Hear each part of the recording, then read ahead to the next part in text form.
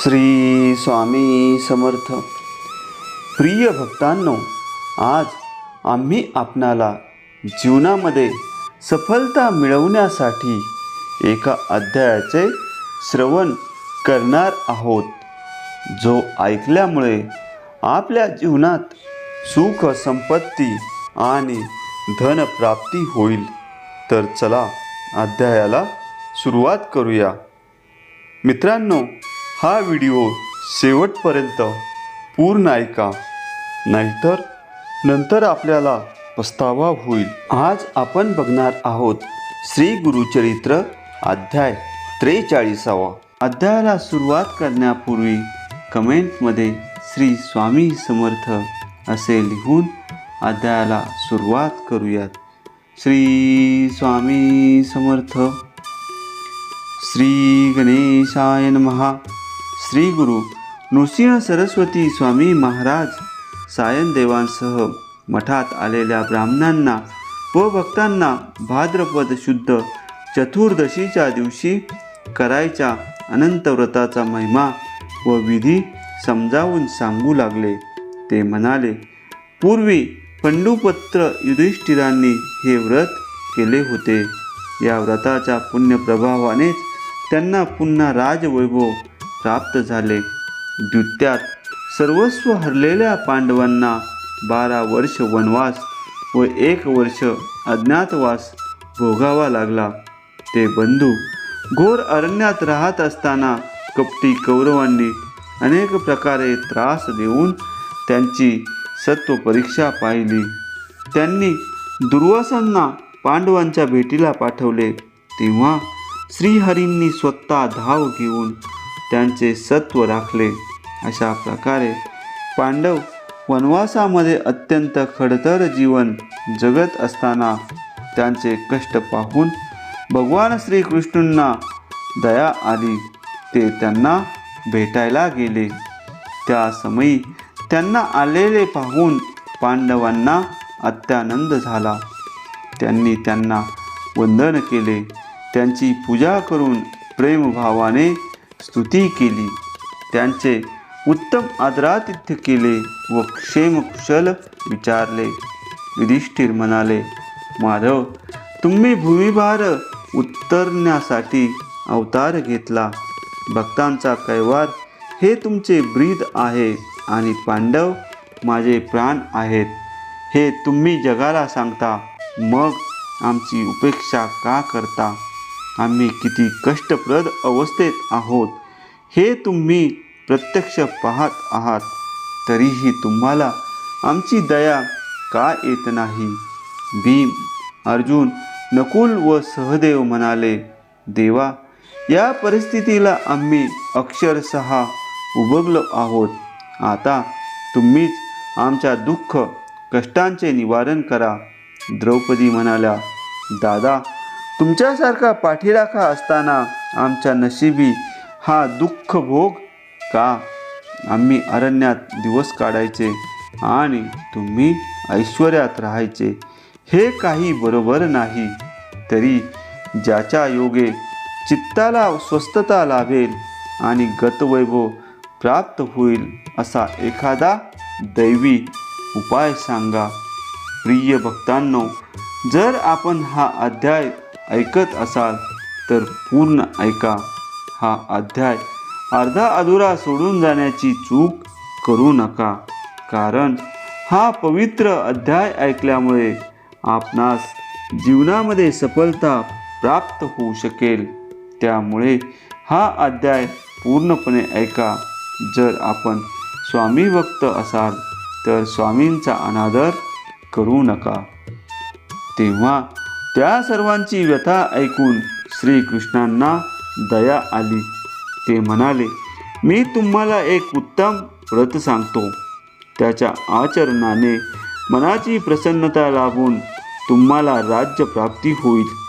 त्या व्रताला अनंत व्रत म्हणतात. सर्वांच्या अंतर्यामी वास करणारे आणि अनंत रूपांनी सृष्टीत व्यक्त झालेले म्हणून शेषशाही नारायणांना अनंत म्हणतात. ज्यांचा आदी मध्यांत कोणालाही कळत नाही, ते अनंतच कृष्ण रूपाने तुमच्या सन्मुख उभे आहेत.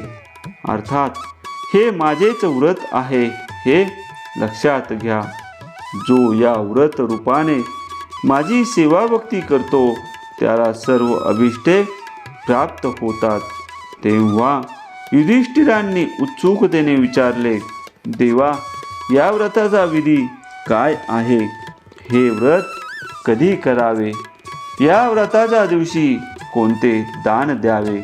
हे व्रत पूर्वी कोणी केले होते? कृपया याविषयी सविस्तर माहिती सांगा. श्रीकृष्ण म्हणाले, कृतयुगात सुमंत नावाचे वशिष्ठ गोत्राचे एक ब्राह्मण होते. भृगु ऋषींच्या कन्या दीक्षा या त्यांच्या पत्नी. या दाम्पत्यास एक कन्या होत्या. त्यांचे नाव सुशीला. त्या लहान असतानाच दीक्षा मरण पावल्या. सुमंतूंनी सुशीलांचा मातेप्रमाणे सांभाळ केला. त्या थोड्या मोठ्या झाल्यावर घरातील सर्व कामांना हातभार लावू लागल्या. त्या रांगोळ्या काढायच्या, घर स्वच्छ व नीटनेटके ठेवायच्या, पूजेची सर्व तयारी करायच्या व तोरणेही तयार करायच्या. पुढे सुमंतूंनी दुसरे लग्न केले. त्या पत्नीचे नाव कर्कशी. त्या दुष्ट स्वभावाच्या व कलहप्रिय होत्या. त्या सुशीलांना त्रास द्यायच्या, पतींचाही नित्य अपमान करायच्या. त्यांच्या उपद्रवी स्वभावामुळे सुमंतू अगदी कंटाळून गेले होते. त्यांना सुशीलांची काळजी वाटू लागली. त्या उपवर झाल्या होत्या. त्यामुळे अनुरूप वर मिळाल्यास त्यांचा विवाह लावून द्यावा, म्हणजे खाष्ट पत्नींच्या जाचातून त्यांची तरी सुटका होईल, असे त्यांना नेहमी वाटत असे.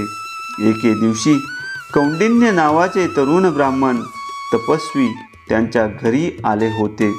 त्यांनी सुशीलांना पाहिले. त्यांचा स्वभाव, त्यांचे वर्तन आदी गोष्टींचे अवलोकन करून त्यांनी त्यांना मागणी घातली. सुमंतूंनाही ते जावई म्हणून पसंत पडले. त्यांच्या प्रस्तावाला मान्यता देऊन त्यांनी त्या दोघांचा विवाह लावून दिला आणि आषाढ व श्रावण हे 2 महिने आपल्या घरीच ठेवून घेतले. त्या अवधीत सावत्र आई आपल्या पत्नींना किती त्रास देतात हे कौंडिन्यांनी प्रत्यक्ष अनुभवले. त्यांनी सुमंतूंना आपण अन्यत्र बिऱ्हाड करणार असल्याचे सांगितले. तेव्हा आपल्या दुष्ट पत्नीमुळेच ही वेळ आली म्हणून ते फारच व्यथित झाले. मी एका पापिणीशी विवाह केला, हे माझे दुर्दैव. त्यांच्यामुळे माझा संसार बुडाला. त्यांच्यामुळे मला तपश्चर्याही करता येत नाही, असे म्हणून पश्चाताप करू लागले. कौंडिन्यांनी त्यांची समजूत घातली.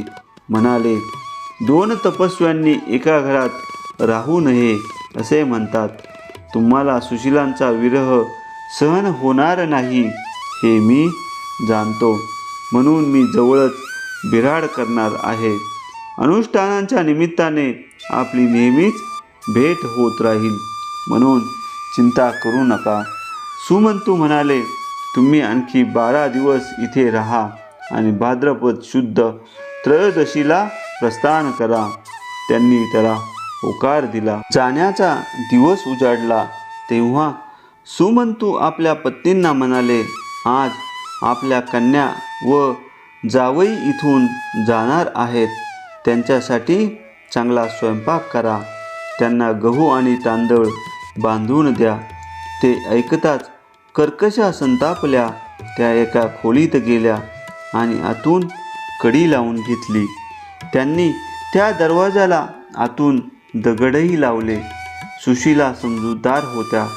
वडिलांनी हाका मारूनही आई बाहेर येत नाही म्हणून त्या तशाच निघाल्या. तेव्हा सुमंतूंना राहावेना. त्यांनी स्वयंपाकघरातून गव्हाचा थोडासा कोंडा वस्त्रात बांधून त्यांच्या हाती दिला. सुशीलांनी पिताजींचा निरोप घेतला आणि पतींसमवेत रथात बसून निघाल्या. मध्याह्न झाली. कौंडिन्यांनी नदी तीरी रथ थांबवला आणि ते अनुष्ठानास बसले. त्या स्थानी काही स्त्रिया आल्या होत्या. त्या सर्वांनी लाल वस्त्रे परिधान केली होती आणि त्या पृथक पृथक कलश स्थापना करून पूजेमध्ये निमग्न झाल्या होत्या. त्यांना पाहून सुशीलांच्या मनात जिज्ञासा उत्पन्न झाली. त्यांनी विचारले, तुम्ही कोणते व्रत करत आहात? त्या म्हणाल्या, आम्ही सकल अभिष्ट पूर्ण करणारे महाफलदायी अनंत व्रत करत आहोत. त्यांनी विचारले, या व्रताचा विधी काय आहे? तेव्हा त्या स्त्रियांनी त्यांना बसायला सांगितले व म्हणाल्या, हे साध्वी, भाद्रपद शुद्ध चतुर्दशीला अनंत व्रत केले जाते. अनंत म्हणून लाल रंगाचा एक दोरा घ्यावा. त्याला 14 गाठी माराव्यात. तो घेऊन नदीवर जावे. स्नान करून शुद्ध वस्त्र नेसावे. भाळी हळद कुंकू लावावे. 2 कलशांमध्ये पाणी भरून घ्यावे. त्या गंगा व यमुना आहेत असे समजावे. त्यात रत्ने घालावीत. तसेच पिंपळ, औदुंबर, वड, पायरी व आंबा या वृक्षांची एक एक अशी 5 पाने घालावीत. त्या कलशांतील गंगा व यमुना यांची षोडशोपचारे पूजा करावी. त्यांची आरती करावी. दर्भाचा शेषनाग करून तो कलशापाशी ठेवावा. दोन्ही कलशांवरील ताम्हणात नवीन वस्त्र ठेवावे. त्यावर तांदूळ पसरून कुंकुवाचे अष्टदल कमळ काढावे. कलशांपुढे 5 प्रकारच्या रंगांनी रांगोळी काढावी. शंख, पद्मादी आकृत्या काढाव्यात. शेषशाही विष्णूंचे ध्यान करावे. 7 फण्यांच्या शेषांवर विराजमान असणाऱ्या भगवान विष्णूंची अर्थात अनंतांची चतुर्भुज मूर्ती डोळ्यांसमोर आणावी. त्यांच्या दोन्ही उजव्या हातांमध्ये शंख व पद्म आहेत. त्यांच्या दोन्ही डाव्या हातांमध्ये चक्र व गदा आहेत आणि ते पिंगट डोळ्यांचे आहेत असे ध्यान करावे. दर्भाच्या गाठीयुक्त शेषनागाची पूजा करावी. अनंत गुण रत्नाये हा मंत्र म्हणून अनंत म्हणून कल्पिलेले लाल रंगाचे दोरे कलशांवर ठेवावेत. त्यांची पुरुष सूक्त मंत्रांनी षोडशोपचारे पूजा करावी. गाईचे तूप व फळे यांचे वाण द्यावे. भोजनामध्ये अनारसे व खीर यांचा समावेश असावा. अर्धे अन्न दक्षिणा व तांबूलासह ब्राह्मणास द्यावे. अर्धे अन्न प्रसाद म्हणून आपण भक्षण करावे. अनंताचा दोरा आपल्या उजव्या मनगटात बांधावा. नवीन दोऱ्याची पूजा झाल्यावर पूर्वीचा दोरा नदीत विसर्जन करावा. अशा प्रकारे 14 वर्ष यथासांग व्रताचरण करून नंतर त्याचे उद्यापन करावे. ब्राह्मणाला भोजन द्यावे. 14 कलश दान द्यावेत. या व्रताने सर्व कामना पूर्ण होतात. व्रतविधान सांगितल्यावर त्या स्त्रिया सुशीलांना म्हणाल्या, हे साध्वी, आज अनंत चतुर्दशीच आहे, म्हणून तुम्ही आमच्याबरोबर व्रत करा. त्या योगे तुमच्या सर्व मनोकामना पूर्ण होतील. सुशीलांनी होकार देताच त्या स्त्रियांनी त्यांना अनंतांचा दोरा व अन्य साहित्य दिले. मग त्यांनीही अनंतांची पूजा केली. पिताजींनी दिलेल्या गव्हाच्या कोंड्याचा अर्धा भाग वाण म्हणून दिला. मग त्या स्त्रियांचा निरोप घेऊन त्या पतींपाशी आल्या. तोपर्यंत त्यांचेही अनुष्ठान पूर्ण झाले होते. ती उभयता रथात बसून मार्गक्रमण करू लागली. त्यांनी अमरावती समान एका वैभवशाली नगरात प्रवेश केला. तेव्हा त्या नगरद्वारी अनेक लोक त्यांच्या स्वागतासाठी आले. त्यांनी, हे तपोनिधी, आजपासून तुम्हीच या नगराचे अधिपती आहात असे म्हणून त्यांना वाजत गाजत नगरात नेले. अशा प्रकारे अनंत व्रताच्या आचरणाने त्यांना आकस्मिक राजवैभव प्राप्त झाले. दिवस सुखात जात होते. एके दिवशी कौंडिन्यांनी सुशीलांना विचारले, तुमच्या हातात हा लाल दोरा कसला? त्यांनी आधीचा सर्व वृत्तांत सांगितला व म्हणाल्या, अनंत व्रताच्या पुण्यप्रभावामुळेच आपल्याला हे ऐश्वर्य लाभले आहे. ते ऐकून त्यांना राग आला. ते म्हणाले, कोण अनंत? कसला दोरा? काहीतरी बोलू नका. हे सुखविलास माझ्या तपश्चर्येमुळेच प्राप्त झाले आहेत आणि मला वश करण्यासाठीच तुम्ही हा लाल दोरा मंत्राने भारून मनगटात बांधला आहे. सुशीलांनी त्यांना समजवण्याचा खूप प्रयत्न केला, पण त्यांनी ऐकले नाही. त्यांनी तो दोरा सोडला आणि आगीत भिरकवला. तेव्हा त्या साध्वींना खूप वाईट वाटले. त्यांनी धावत जाऊन तो दोरा काढला आणि दुधात भिजवला. या प्रमादामुळे भगवान अनंत संतापले. त्यांची अवकृपा होताच कौंडिन्याच्या वैभवशाली नगरावर शत्रूंनी आक्रमण केले. ते लुटले. तेथील सर्व संपत्ती हरण केली आणि राजप्रसादाला आग लागली. ऐश्वर्यात लोळणारे कौंडिन्य क्षणार्धात दरिद्री व तेजोहीन झाले. त्यानंतर शत्रूकडून प्राणघात होऊ शकतो हे लक्षात घेऊन ते पत्नींसह घोर अरण्यात प्रवेशले. त्यांना कृतकर्माचा पश्चाताप होत होता. अनंता, मला क्षमा करा, असा आक्रोश करत ते पुढे जाऊ लागले. मार्गामध्ये पानांनी व फळांनी गच्च भरलेला एक आम्रवृक्ष त्यांच्या दृष्टीस पडला. त्याच्याकडे पक्षी वा कीटक असे कोणीच फिरकत नव्हते. याचे त्यांना मोठे नवल वाटले. त्यांनी त्या आंब्याला विचारले, तू भगवान अनंतांना पाहिले आहेस काय? तो म्हणाला, नाही, पण तुम्ही पाहिल्यास माझ्यासाठी त्यांची क्षमा मागा. पुढे जाताना त्यांना एक सवस्त धेनू दिसली. तिला चारा खाता येत नव्हता. त्यांनी तिला विचारले, तू भगवान अनंतांना पाहिले आहेस काय?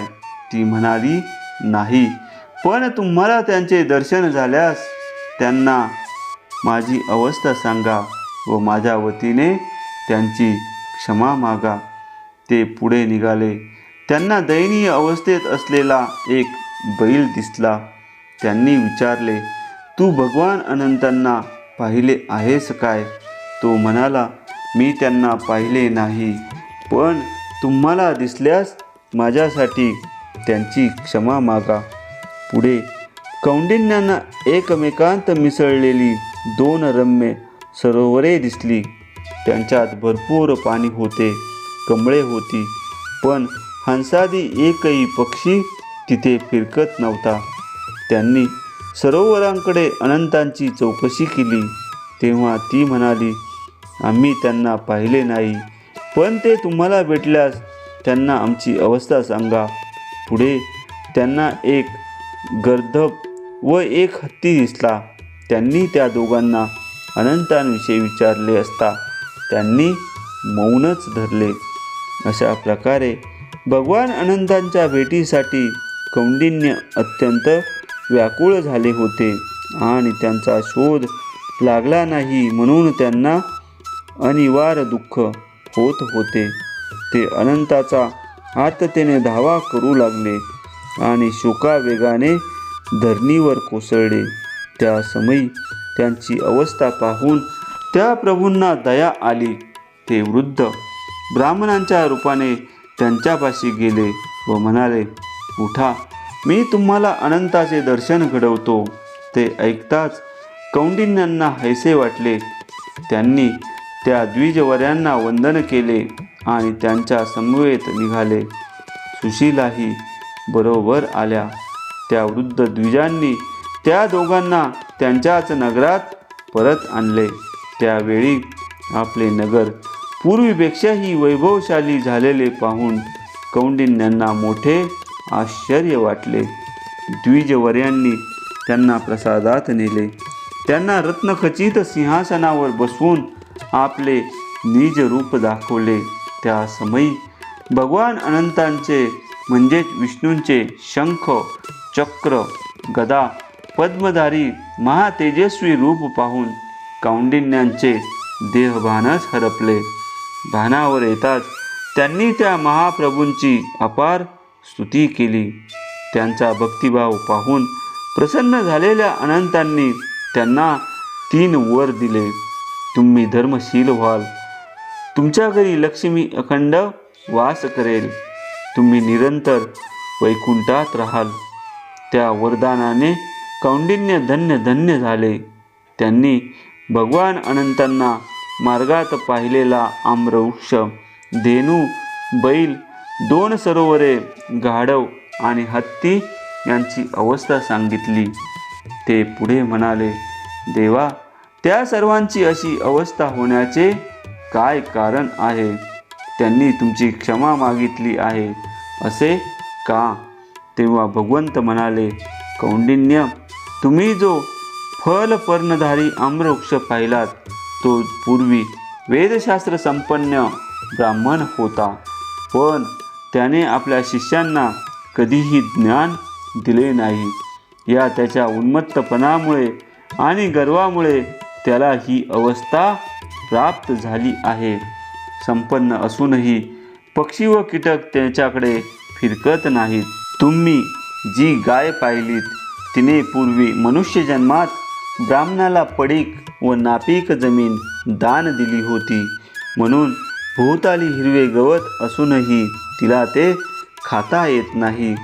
तुम्ही जो दीन बैल पाहिलात तो पूर्वी श्रीमंत ब्राह्मण होता, त्याने कधीही दानधर्म केला नाही, म्हणूनच त्याची अशी अवस्था झाली आहे. तुम्ही पाहिलेली 2 सरोवरे ही पूर्वजन्मीची भावंडे आहेत. त्या 2 बहिणींनी जे काही द्यायचे ते एकमेकींना दिले, पण दुसऱ्यांना कधीच काही दिले नाही. म्हणून त्या सरोवरांचे पाणी एकमेकांत मिसळलेले आहे व कोणतेही पक्षी व हंस तिथे येत नाहीत. तुम्ही पाहिलेला गर्दभ हा तुमचाच क्रोध होय. तो तुमच्या जाणीवेतून बाहेर पडला आणि गर्दभाच्या जन्माला गेला. तुम्ही पाहिलेला हत्ती हा तुमच्या तपश्चर्येचा गर्व होय. तो तुमच्या जाणीवेतून बाहेर पडून हत्तींच्या जन्माला गेला.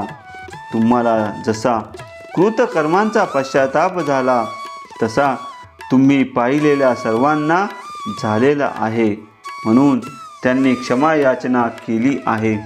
पश्चातापाने तुमचे व त्यांचे चित्त शुद्ध झाले आहे, म्हणूनच मी त्यांना त्यांच्या सद्यस्थितीतून मुक्त केले असून तुम्हालाही पूर्वीचे वैभव प्राप्त करून दिले आहे. तुम्ही पुनर्वसू नक्षत्र मंडळात चिरकाल वास कराल असा माझा आशीर्वाद आहे.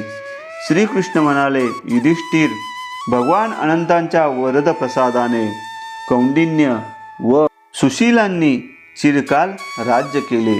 ती दोघे प्रतिवर्षी आनंदव्रताचे आचरण करत असत. त्यांना मरणोत्तर उत्तम गती मिळाली. असे आहे अनंतव्रताचे महात्म्य. त्याचे तुम्ही आचरण कराल तर तुम्हाला गतवैभव पुन्हा प्राप्त होईल. श्री गुरु त्या ब्राह्मणांना म्हणाले, अनंतव्रताच्या आचरणाने कौंडिन्यांचे कल्याण झाले. पांडवांना राज्यप्राप्ती झाली. अनेक ज्येष्ठ ऋषींनीही अनंतांची व्रतरूपी सेवा करून चतुर्विध पुरुषार्थ साध्य करून घेतले आहेत. तेव्हा तुम्हीही हे व्रत करा. मग ते सायन देवांना म्हणाले, तुम्ही स्वतः कौंडिन्य गोत्राचे आहात. या व्रतचरणाने तुम्हाला महापुण्य लाभेल. त्यांच्या आज्ञेनुसार सायन देवांनी ते व्रत केले. मग त्यांची भक्तिभावाने पूजा केली. त्यांच्या सन्मुख नृत्य गायनादी कार्यक्रम केले. श्री गुरूंना आणि ब्राह्मणांना भोजन देऊन संतुष्ट केले. त्यानंतर त्यांनी परिवारासह गाणगापुरातच वास्तव्य केले आणि श्री गुरूंची अहोरात्र सेवा करू लागले. सिद्ध म्हणाले, नामधारक अशा प्रकारे तुमचे पूर्वज सायनदेव यांनी श्री गुरुचरणांची सेवा करून त्यांना प्रसन्न करून घेतले. अशा प्रकारे गुरुचरित्राचा अध्याय 43वा समाप्त झाला आहे. मित्रांनो, जीवनात सफलता मिळण्यासाठी आणि मनातील इच्छा पूर्ण होण्यासाठी गुरुचरित्राचे सगळे अध्याय वाचणे क्रमप्राप्त आहेत. तुमचे कल्याण हो. आणि शेवटी चॅनलला सबस्क्राईब करून खाली कमेंटमध्ये श्री स्वामी समर्थ असे लिहा. श्री स्वामी समर्थ.